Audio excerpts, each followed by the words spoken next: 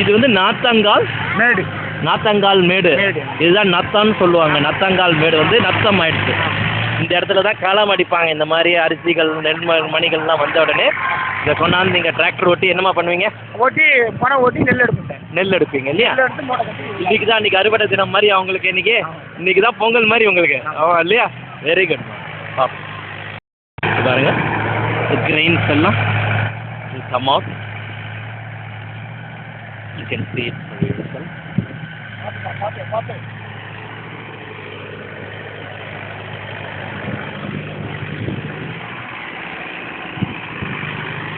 இதெல்லாம் வந்து Ron thing.